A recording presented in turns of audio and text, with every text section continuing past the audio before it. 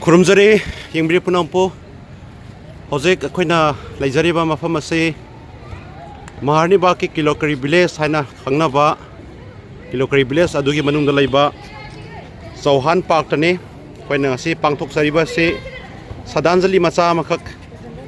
Kai khumnaba utchaba Galoina na Katsabane Madudi Kanano Haizarabada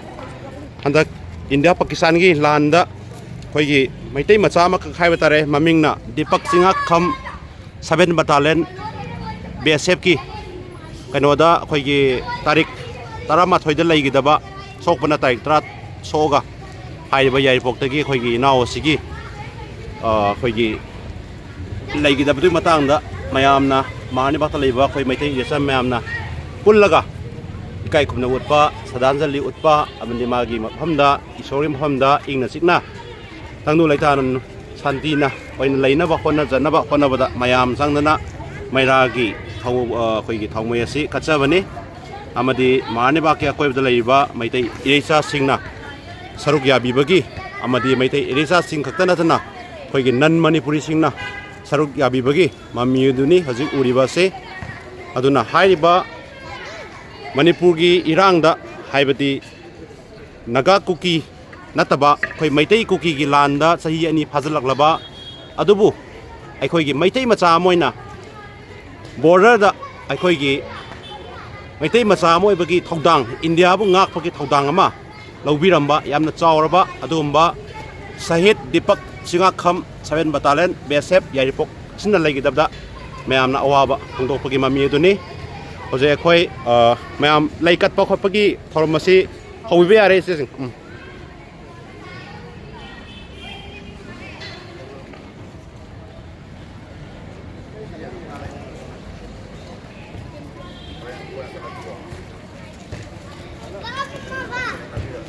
Hojek mayamna mangdo bidibase khoigi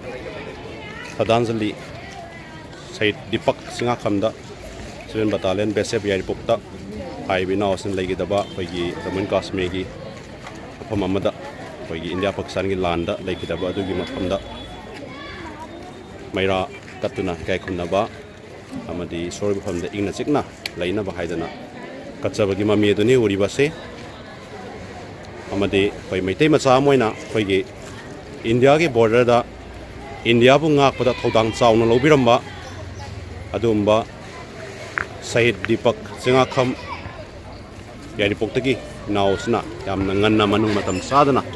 koigi India ki border bu ngak pada thodang lobiramba nausibu kai khumna bu chaboina hariba Meira gi rally ase Meira gi Thaomei ase Meira si kasabane amadi Maharani Bagh akoibada leiba Meitei ereichasing amadi Maharani Bagh akoibada leiba non Manipuri singna so hairiba Meira katpagi Meira Thaomei katpagi tawram asida sarukya ba yaubiri amadi khoi Meitei singna loba thodang haijarabada khoigi Meitei kuki landa sahi ni pharaba adobo koina waroisen lakpa ngamdriba amadi waroisen karam kanda lakatagi haiba summa chenaba mayam leingai maraksida koi Meitei macha moina lobo thodang asiba koini kai khumnabam thoi amadi koina hairiba Meitei macha sin loriba thodang asina ta e madudi koi Meitei macha haibasi Manipur khatta nate India pumba bu ngakpa India pumba bu kidamakta hawai tharasu thaba ngamba adumbagi Mathauna maringjel leiba du fangi masi adom no biribase hojek Maharani Bagh Kilokari Village Manung leiba Sauhan Park ta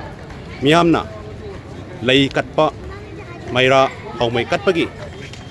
horam masini miyamna ubiribase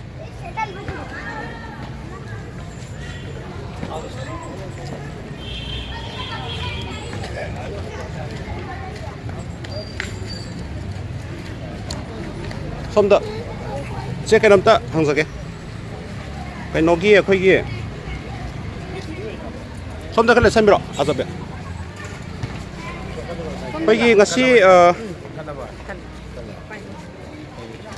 Deepak Chingakham na leidabagi khoigi Meira rel khoigi Meira Thaomei katpagi thormasi tungda le samiro se tungda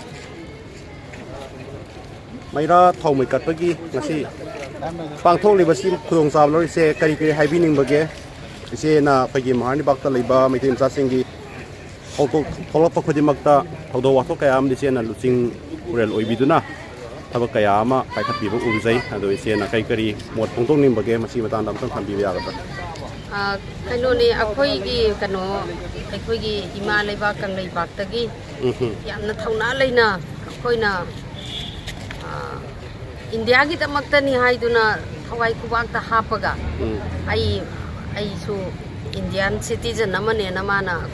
ꯏꯟꯗꯤꯌꯥꯕꯨ ꯀꯟꯕꯗ ꯁꯔꯨꯛ ꯃꯆꯦꯠ ꯑꯃꯇꯪ ꯑꯣꯏꯔꯕꯁꯨ ꯌꯥꯎꯔꯝꯂꯤꯕꯁꯦ ꯑꯩꯈꯣꯏꯒꯤꯗꯤ ꯂꯥꯏꯕꯛ ꯌꯥꯝ ꯐꯕꯅꯤ ꯑꯩꯈꯣꯏꯒꯤ ꯃꯅꯤꯄꯨꯔꯗ ꯂꯩꯔꯤꯕ ꯚꯥꯏꯂꯦꯟꯁ ꯃꯇꯝꯁꯤꯗꯁꯨ ꯃꯥꯅ